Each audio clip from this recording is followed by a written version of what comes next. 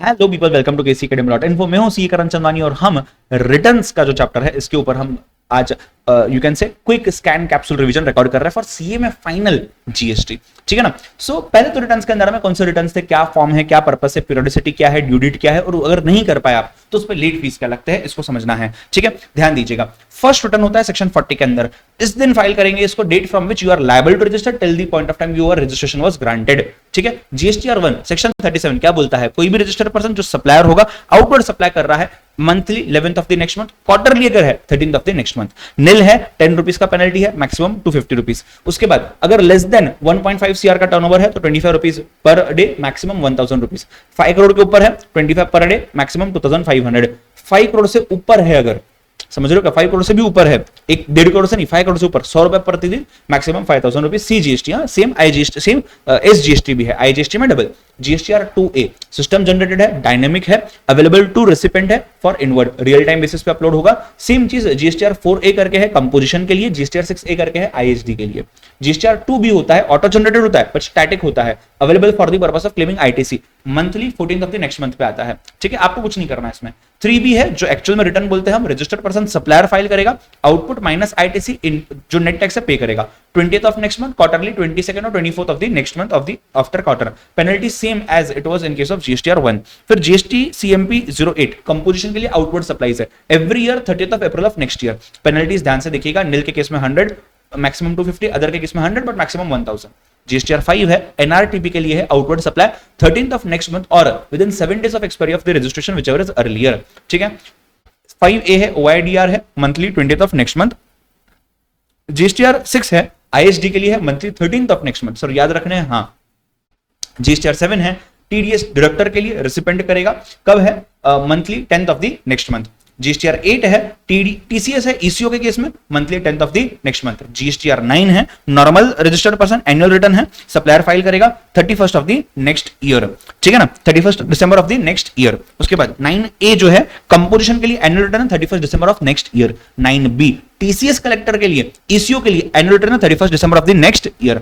GSTR 9C self certified reconciliation है, statement to be summarized right and certified है, ये 31st December of the next year है। Final return जो होता है जीएसटीआर 10 कब, जब आपने रजिस्ट्रेशन सरेंडर कर दिया, कैंसिल हो गया, within 3 months from the date of cancellation और the date of order whichever is later. GSTR 11 है यूआईएन रिफंड के लिए, मंथली कर सकते हैं जब भी उसको रिफंड करना होगा। ठीक है। जीएसटी रिटर्न के अंदर में क्या क्या चीजें हैं, TONIC are not required to file GSTR 1, 3B and 9। TONIC कौन है sir, T for TDS deductor, फिर टीसीएस कलेक्टर है, ओ से लेकर के ओआईडीआर है, एन से लेकर के एनआरटीपी है, आई से लेकर के आईएसडी है, सी से लेकर के कंपोजिशन रजिस्टर्ड पर्सन है।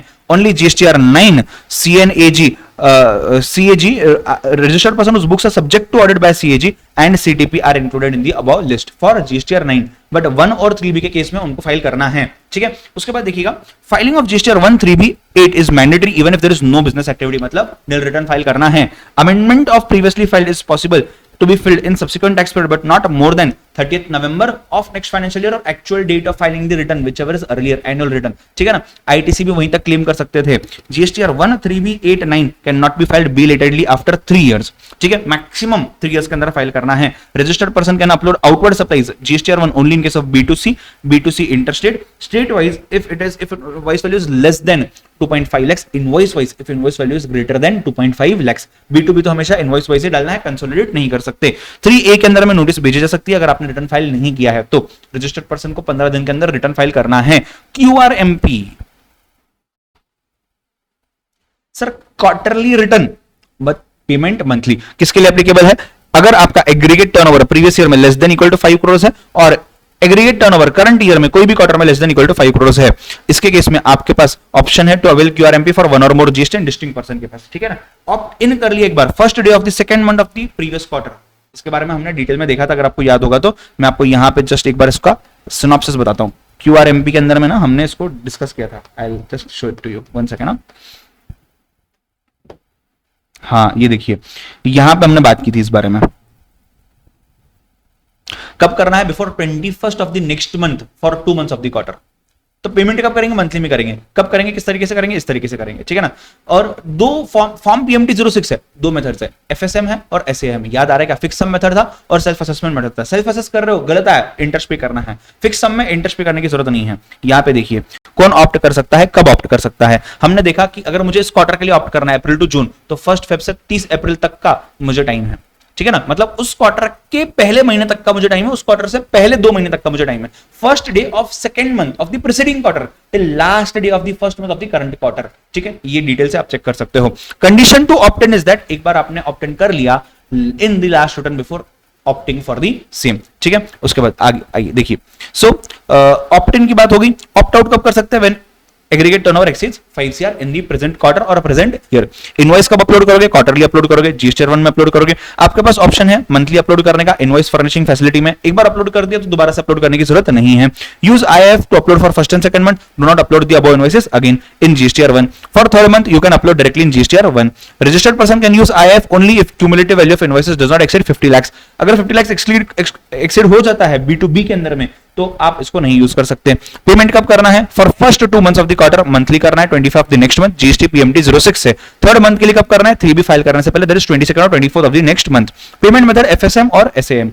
FSM क्या बोला? 35% of net tax liability of previous quarter to be paid for first and second month each in case of monthly filing 100% of previous month.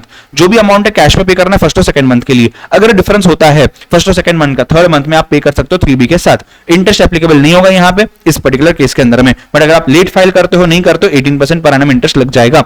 SAM के लिए आपका आउटपुट माइनस ITC एक्चुअल जो भी आपको लगता है वो करिएगा। आप आपका क्रेडिट का बैलेंस या कैश का बैलेंस दोनों भी यूज कर सकते हो। उसके बाद कैश में पे कर सकते हो। डिफरेंस होगा थर्ड मंथ में पे करिएगा। 18% इंटरेस्ट लगेगा डिफरेंस के ऊपर, क्योंकि आपने खुद एसेस किया ना, हमने थोड़ी ना आपको बोला, आपने एसेस किया, ठीक है। Filing of return GSTR 1 quarterly 13th of month, GSTR 3 भी quarterly 22nd 24th of month. उसके बाद GST प्रैक्टिसनेस का छोटा सा पॉइंट था इसमें। इंडियन सिटीजन होना चाहिए, साउंड माइंड होना चाहिए, नॉट एजुकेटेड इंसॉल्वेंट होना चाहिए, not convicted bye competent court होना चाहिए for a period of greater than 2 years, ठीक है।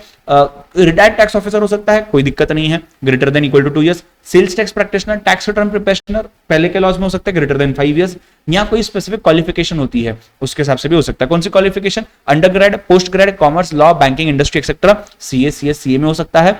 इसमें क्या करना है? ये सब काम कर सकता है। GST रिटर्न अपलोड कर सकता है, अमेंडमेंट कर सकता है, GST ITC फाइल कर सकता है। इसको क्या करना है? इसको registered person can authorise the person और withdraw the authorisation in PCT 05। Responsibility correctness वगैरह की GSTR प्रिपरेशन की ही है, ठीक है। ये एनरोल कर सकता है PCT 1 के अंदर में। प्रॉपर ऑफिसर इंक्वायरी के बाद एनरोलमेंट रजिस्ट्रेशन सर्टिफिकेट PCT 2 के अंदर में शो करेगा। रिजेक्ट करेगा एनरोलमेंट अगर करना चाहे तो। Proper officer finds GSTP guilty, then issue SCN in PCT 2 and can order to disqualify GSTP under section 48. That was it from this particular session.